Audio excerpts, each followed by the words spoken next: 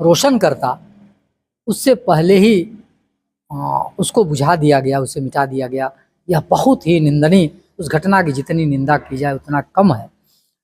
चूंकि यह घटना एक ही लेखपाल, एक ही मौजा में, एक ही चौड़ाई की सड़क, एक जगह कह रहा है कि नक्शा नापेंगे, एक जगह कह रहा है कि नहीं ये सड़क तो 80 फुट है, तो हम सरकारी जमीनों पर अतिक्रमण होगा।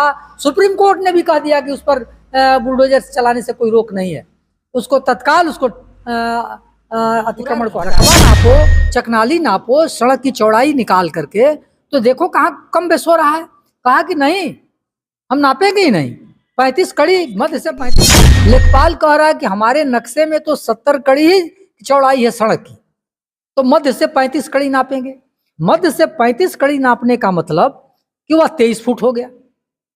जहां सड़क 40 फुट मध्य से नापना चाहिए वहां 23 भी जमीन नापा जाता है। नक्शा छोड़ करके, नक्शा नहीं नापते हैं लोग, 40 फुट छोड़ करके खेत की चौड़ाई लंबाई रकबा नापा जाता है। लेकिन अनुराग हत्याकांड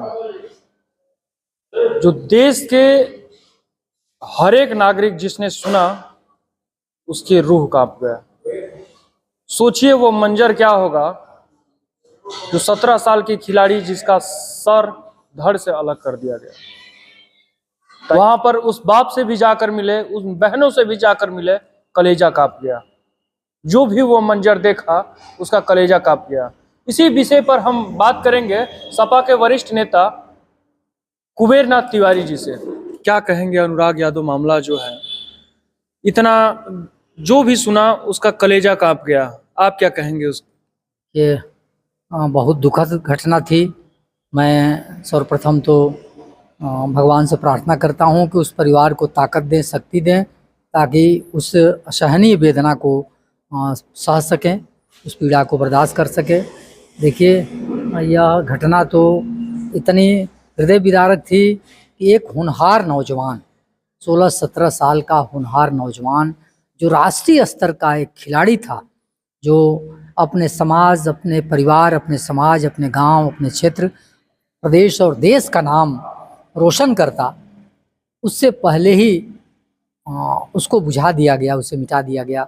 यह बहुत ही निंदनीय, उस घटना की जितनी निंदा की जाए उतना कम है।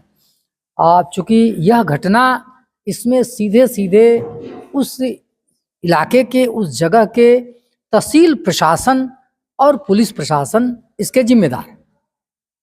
और इस तरह की घटनाएं, इस तरह के विवाद पूरे प्रदेश के तहसीलों में है, और तहसील प्रशासन और पुलिस प्रशासन के संवेदनहीनता के वजह से इस तरह की घटनाएं होती हैं। जिस घटना, जिस समस्या के लिए, जिस जमीन के विवाद के लिए उसकी हत्या हुई, हालांकि उस विवाद में वो लड़का था भी नहीं, वो तो बाहर रहता था, 1-2 दिन के लिए आया था, उसकी हत्या कर दी गई। लेकिन जिस विवाद के लिए वजह से उसकी हत्या हुई, वह उसके हत्या होने के बाद यही काम अगर पहले हो गया होता सख्ती के साथ, तो आज शायद उसकी जान न जाती। यह स्थिति पूरे प्रदेश में, यह स्थिति है। तहसील में और थानों में ज़मीन के विवाद जो है उलझा करके, तहसील में दलालों का बोलबाला है। ये लेखपाल और कानूनगो और ये तहसील प्रशासन के लोग ये दलालों के तरह के चक्कर में पड़ करके पैसे के लिए ये उस समस्याओं को उलझाते हैं। इस तरह की समस्या हर जगह है। अभी यहीं जहां हम लोग बैठे हैं, ये सरया मौजा है। सरया मौजा में ये NH सड़क बीच से गुजरती है। गाजीपुर से ये बलिया आती है, NH 31 आती है। 62-63 में चकबंदी हुई थी, और चकबंदी के बाद से ही पूरा इलाका का किसान ये जानता है कि यह सड़क की चौड़ाई 80 फुट है। मध्य सड़क से, बीच सड़क से 40 फुट इधर, 40 फुट उधर, 60 कड़ी इधर, 60 कड़ी उधर, यह सड़क की चौड़ाई है। वह 80 फुट यानी मध्य रोड से 40 फुट इधर, 40 फुट उधर छोड़ करके किसान जोतता है, बोता है, बेचता है, खरीदता है, निर्माण करता है अपना। कोई विवाद नहीं है इसमें कोई विवाद नहीं। किसान अपना इस बात को बखूबी जानता है, और तहसील प्रशासन भी जानते हैं, के लोग जानते हैं। लेकिन यही सरया में एक जमीन का विवाद था। 58 नंबर जमीन जो 18 डिसमिल कस्तकारों के नाम सी थी, जो मिलजुमला था, चकनाली के साथ रोड से सटा हुआ है।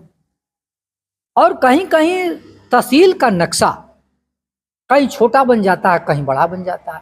रकबा हमारा अगर 18 डिसमिल का है तो नक्शा कहीं कहीं कम बन जाता है, छोटा बन जाता है, कहीं कहीं नक्शा बड़ा बन जाता है।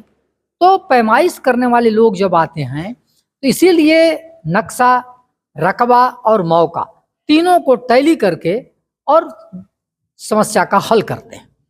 केवल एक चीज को लेके चलेंगे, केवल नक्शा ही नापेंगे और रकबा नहीं पूरा करेंगे तो अभी समस्या रह जाएगी, और केवल रकबा पूरा कर देंगे, नक्शा नहीं देखेंगे, मौका नहीं देखेंगे तो भी विवाद रह जाएगा। अगर जमीन कम है तो हमारे यहाँ देहातों में किसान आपस में एडजस्ट करते हैं कि थोड़ा थोड़ा सब कम ले लेंगे।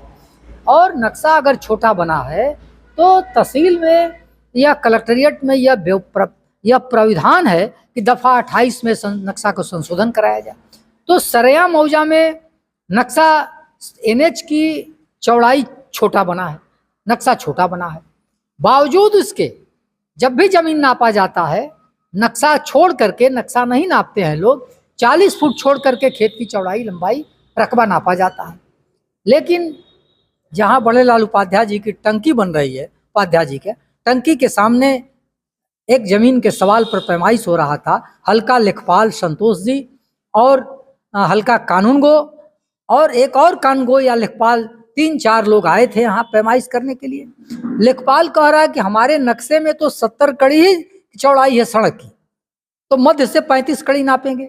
मध्य से 35 कड़ी नापने का मतलब कि वह 23 फुट हो गया। जहां सड़क 40 फुट मध्य से नापना चाहिए वहां 23 फुट नाप दिया। 23 फुट नाप दिया, कहा कि यही होगा ही फाइनल, चाहे दुनिया के कोई भी नप पैमाइश करने वाला आएगा तो यही न सही है। हम लोग कहते रहे कि अरे सड़क 80 फुट चौड़ी है, मध्य सड़क से 40 फुट पर नापो, उसके बाद चकनाली और उसके बाद खेत लोगों के काश्तकार का रकबा नापा जाएगा। तो पूरा रकबा नापो, पूरा रकबा नापो, चकनाली नापो, सड़क की चौड़ाई निकाल करके तो देखो कहाँ कम बेस हो रहा है। कहा कि नहीं, हम नापेंगे ही नहीं, 35 कड़ी मध्य से 35 कड़ी नाप करके और चकनाली नाप करके वो पूरा कर दिया। कहा उसके बाद काश्तकार मोटा रकम खाया होगा। पूरा प्रशासन, पूरे लोग, पूरा काश्तकार, पूरी जनता, पूरा तहसील प्रशासन, पूरा PWD, पूरा NHI सब जानते हैं कि सड़क दोनों तरफ मिलाकर के 80 फुट है, 40 फुट मध्य से। लेकिन लेखपाल कह रहा है कि नहीं, 35 कड़ी मने 23 फुट ही नापेंगे। और वही उसी मौजा में दूसरे छोर पर पैमाइश करने के लिए आया प्रधान जी के पास, तो वहां 40 फुट नाप दिया। एक ही लेखपाल, एक ही मौजा में, एक ही चौड़ाई की सड़क, एक जगह कह रहा है कि नक्शा नापेंगे, एक जगह कह रहा है कि नहीं ये सड़क तो 80 फुट है तो हम 40 नापेंगे मध्य से। ये लेखपालों की रवैया है, यह तहसील की रवैया है। तो सबसे बड़ी जो जिम्मेदार हैं क्या लेखपाल कानगो जो हैं इस घटना के मामले में? यही जिम्मेदार है। तहसील प्रशासन ही जमीन के सवाल पर जो विवाद होता है, यह जहाँ यह मैनेज होता है, जहाँ मैनेज होते हैं वहाँ उसके पक्ष में झुक जाते हैं। अब वहाँ सड़क की, वहाँ एक चकनाली है, चकनाली में ही मिलजुमला है, उसी में काश्तकार के 18 डिसमिल है। एक तरफ चौड़ाई है 50 कड़ी, एक तरफ चौड़ाई है 40 कड़ी, उसी में 20 कड़ी या 25 कड़ी चकनाली है, बाकी काश्तकार की है। तो 50 कड़ी है, उनका कपड़ा वाला नक्शा है, थोड़ा चिकुड़ा बना नाप देंगे तो 50 का 40 नाप देते हैं। और जहाँ वो चाहते हैं, इंटरेस्टेड हैं, तो आप 50 नापेंगे, तो 50 का 40 नाप दिया, वहाँ भी 10 कड़ी मार दिया, घटा दिया। और पूरा दुनिया जानती है कि सड़क की चौड़ाई 80 फुट है दोनों तरफ मिला करके। NHI वाले उपाध्याय जी, बड़े लाल उपाध्याय का पेट्रोल पंप बन रहा है, NHI से लिखवा के ले आए कि 24 मीटर हमारी सड़क है, तो उसको मानने के लिए तैयार नहीं कि हमारे नक्शे में है वही मानेंगे। नक्शा तो छोटा बन जाता है, बड़ा बन जाता है, नक्शे का संशोधन होता है, प्राविधान है ADM के यहाँ मुकदमा दाखिल होता है। तुम्हारा नक्शा छोटा बन गया है तो तुम्हारा काम है तो उसका संशोधन कराओ। काश्तकार में तो कोई विवाद नहीं, काश्तकार जानता है। आज भी लोग 40 फुट उधर 40 फुट उधर छोड़े हुए हैं, कोई भी बात नहीं हो, छोड़ करके अपना खेत जोतते बोते हैं, छोड़ करके 40 फुट छोड़ के बेचते खरीदते हैं, कब्जा करते हैं, मकान बनाते हैं, कोई भी बात नहीं। लेकिन विवाद के जड़ में लेखपाल ही कानून को है, तहसील प्रशासन ही। इसके खिलाफ अगर एसडीएम को दरखास्त दो, तहसील को दरखास्त दो, तो डीएम को भी दरखास्त दिया जाएगा, तो डीएम मार्क करते हैं एसडीएम को, एसडीएम करता है तहसीलदार को, तहसीलदार करते हैं नायब को, नायब करता है कानगो को, कानगो कर देते हैं फिर लेखपाल को, फिर घूम फिर करके बैतलवा डाल पर फिर लेखपाल के पास आ जाता है। अब लेखपाल और नाराज हो जाता है कि हमारे खिलाफ दरखास्त दिया है तो आपका और थोड़े बिगाड़ देंगे हम। अब देखिए यही सरिया में एक जमीन है प्लाट नंबर 80, मौजा सरिया में एक जमीन है प्लाट नंबर 80, रकबा 72 डिसमिल 62 तीसर की चकबंदी में। वह अस्पताल के लिए सुरक्षित लैंड है। वह उसके आधार पर 45 में नकल निकाली गई है, उसमें वह रिजर्व है अस्पताल के लिए।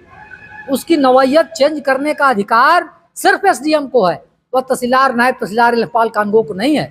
वो अस्पताल के नेचर को बदल नहीं सकते हैं।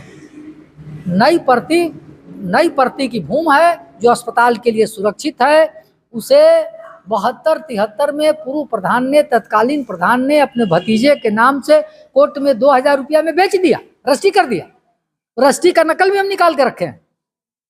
और सूचना के अधिकार में तहसीलदार ने दिया है, बलिया तहसीलदार ने, कि प्रधान को जमीन बेचने का अधिकार नहीं है। एक तरफ तो दे रहे हो कि तब तहसीलदार को जमीन बेचने का अधिकार नहीं है, और दूसरी तरफ प्रधान जो है 2000 रुपया में करीब 1.25 बीघा जमीन को, एनएच के किनारे की जमीन, कीमती जमीन को बेच दिया। और उसका जब मामला प्रकाश में आया तो 10 में हम प्रार्थना पत्र दे डीएम को। डीएम जांच करके 72-73 की रजिस्ट्री है, 10 साल बाद कोई नायब तहसीलदार रिटायर होते होते 82-83 में उसको खारिज कर दिया, बैनामा के आधार पर नाम तरमीम कर दिया। ऐसा नहीं होना चाहिए, लेकिन 10 साल बाद पैसा लेकर के लोगों ने कर दिया। वह चढ़ गया काश्तकार खरीदार के नाम पर, क्रेता के नाम पर चढ़ गया। वह तब से जोत बो रहे हैं जमीन। तो मैंने जब डीएम को दिया 2010 में, वह जांचोपरांत मामला तहसीलदार कह दिया कि नायब तहसीलदार के यहाँ से वह हुआ है तो वही रजिस्टोर करेंगे। नायब तहसीलदार के यहाँ जब प्रार्थना पत्र गया तो नायब तहसीलदार ने कहा कि इसका तविशानी होना चाहिए, तविशानी हो तो हम तब इसको करेंगे। हमने कहा हम करें तो नहीं, आप नहीं करेंगे, लेखपाल करेगा तो सरकारी वकील करेगा। सरकारी वकील तविशानी कर दिया। अब 10 से लेकर के आज 24 तक, 10-12 साल तक वह नायब तहसीलदार का मामला पड़ा हुआ है। सरकारी जमीन है। जोगी जी रोज कह रहे हैं कि सरकारी जमीनों पर अतिक्रमण होगा। सुप्रीम कोर्ट ने भी कह दिया कि उस पर बुलडोजर चलाने से कोई रोक नहीं है, उसको तत्काल उसको अतिक्रमण को हटाया जाए। तो सरकारी जमीन है, नई परती ग्राम समाज की जमीन है, अस्पताल के लिए सुरक्षित लैंड है, और उसको नाजायज ढंग से, गलत ढंग से बिक्री दिखा करके उस पर नामांतरण किया गया है, नाम दर्ज किया गया है। 3-3, 4-4 डीएम चिट्ठी लिखे हैं। वह तत्कालीन जिलाधिकारी खगरौल साहब चिट्ठी लिखे हैं, रविंद्र सिंह जी चिट्ठी लिखे हैं, उसके पहले एक और चिट्ठी लिखे हैं। इस मौजूदा डीएम साहब को भी 2 प्रार्थना पत्र हम दिए हैं। 3-3, 4-4 लोग चिट्ठी लिख चुके हैं। मौजूदा डीएम साहब को 2 प्रार्थना पत्र दिए हैं। वह प्रार्थना पत्र या तहसील प्रशासन में वह जाकर के उलझ जाता है।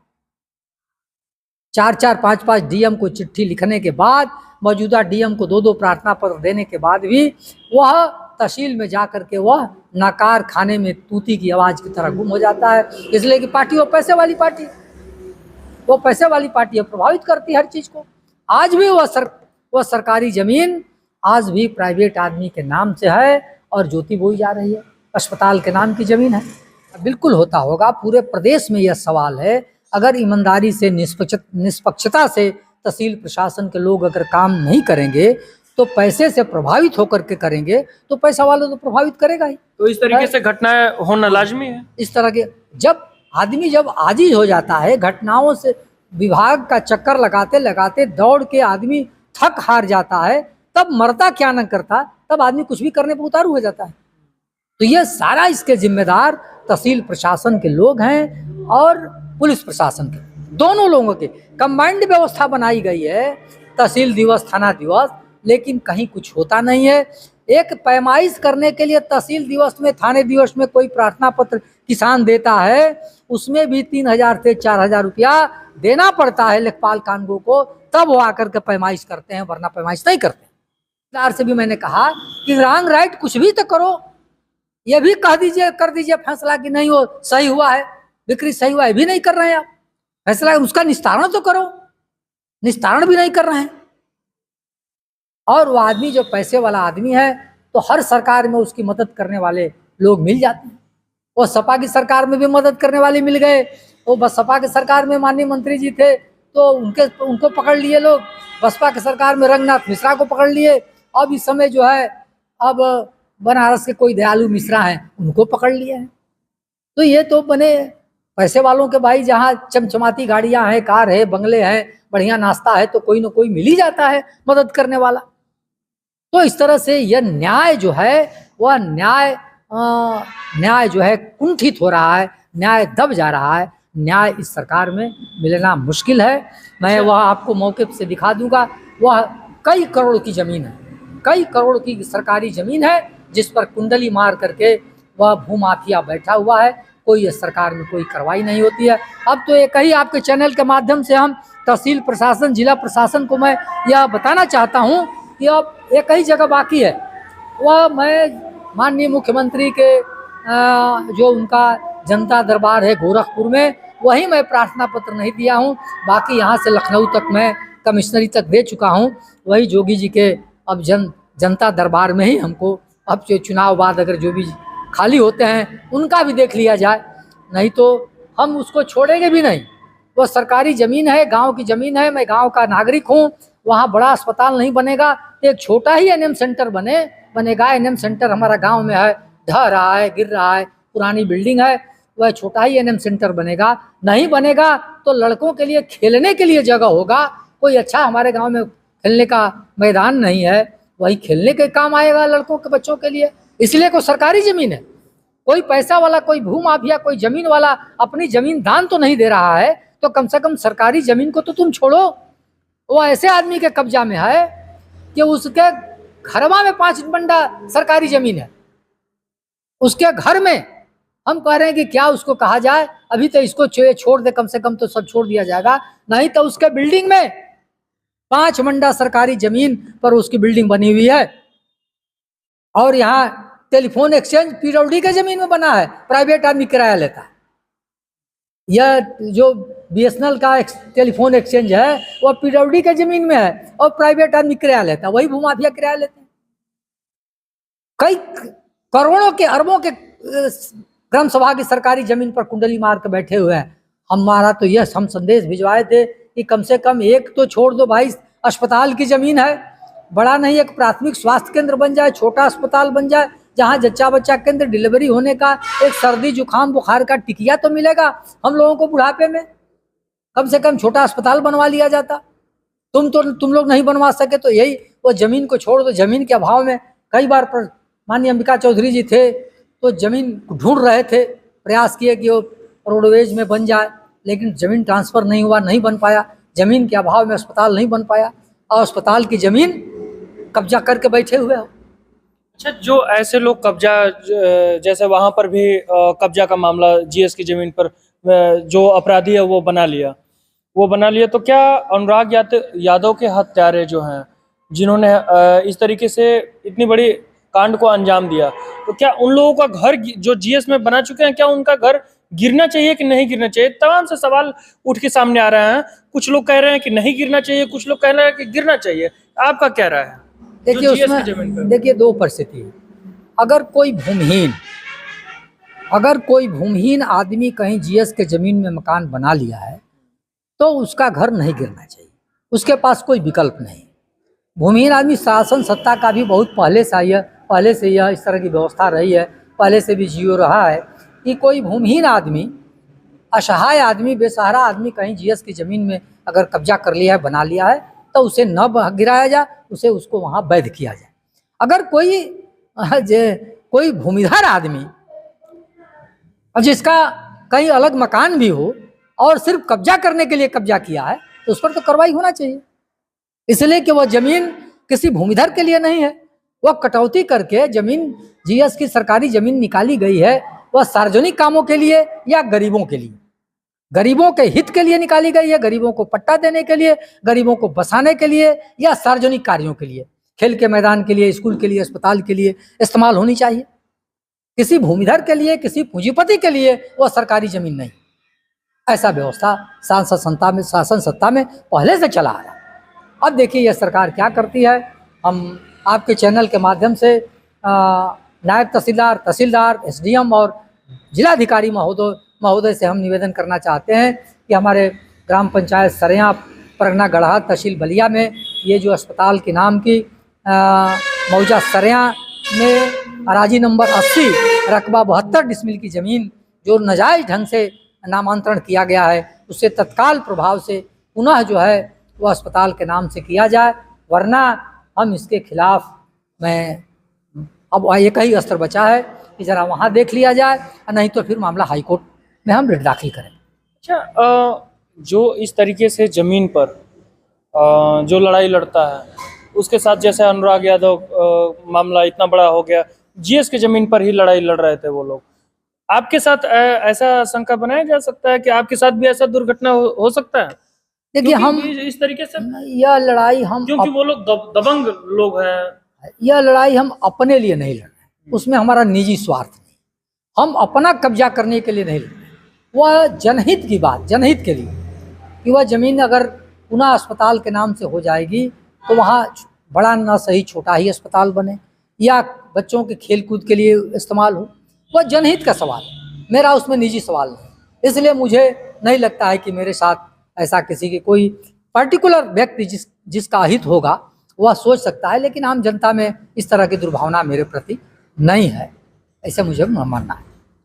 चलिए, बातें बहुत लंबी हुई, लेकिन इस विषय पर आप लोग क्या सोचते हैं कमेंट करिएगा।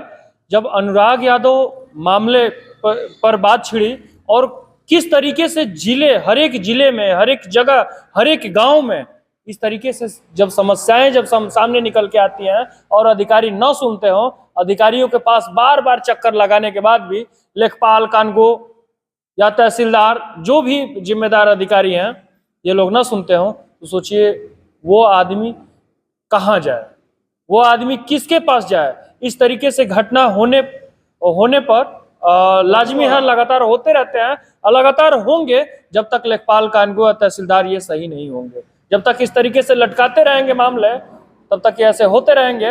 आप लोगों का क्या राय है कमेंट करके जरूर बताएं। मैं मनीष कुमार भारद्वाज, धन्यवाद।